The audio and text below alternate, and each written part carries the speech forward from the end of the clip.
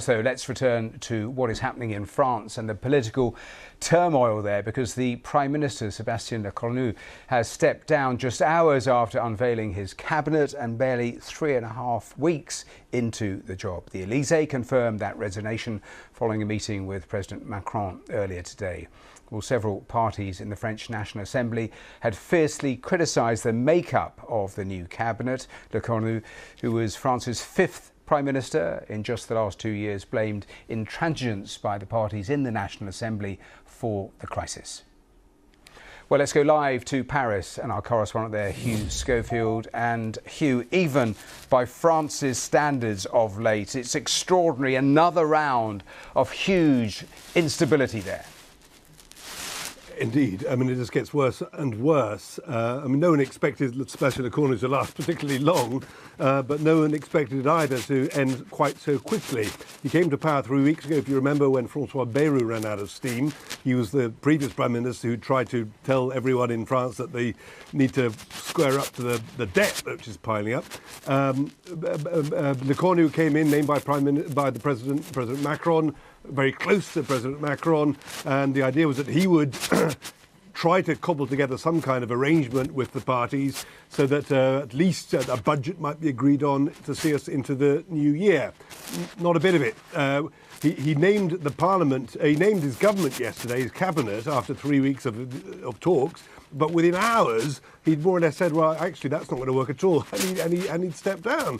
It is the most extraordinary sequence of events and merely reinforces what we know already, which is that the country is in a right old mess. And until something major happens, i.e. a presidential election which produces a new leader and perhaps behind him a big, strong majority in Parliament, we're not going to get out of that mess.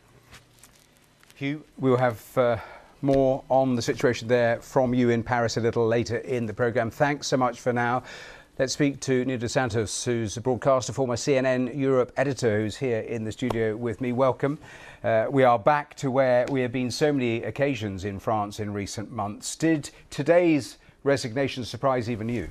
Yes, I think it was very swift, actually. And unfortunately for Sébastien Lecornu, not only has he been one of the youngest French prime ministers we've seen, but he was the most short-lived in the history of the Fifth Republic of France, which started back in 1958. And the question mark here is whether or not anybody else would want to take up the poisoned chalice of being the next Prime Minister of France to rule over such an unruly parliament, the Assemblée Nationale.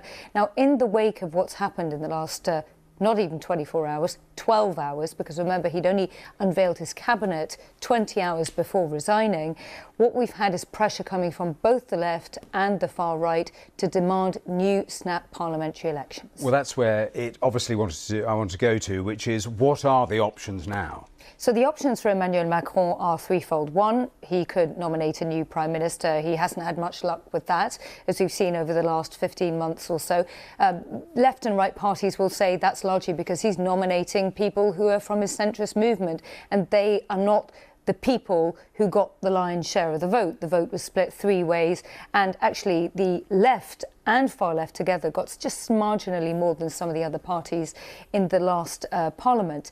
He could dissolve parliament and call new slap parliamentary elections, because now it's been a year since the last ones, or he could full-on resign, but he doesn't have to until 2027. Now, so far, we haven't had a comment from the Elysée about whether or not he might do the last two things, but in previous instances, he has been loath to call new parliamentary elections, and he's also said he's going to serve his full mandate until early 2027. Just briefly on this question, I mean, it underlines, we already knew it, but it underlines that decision by Macron back in 24 to have that snap election. It is totally backfired. It's been disastrous.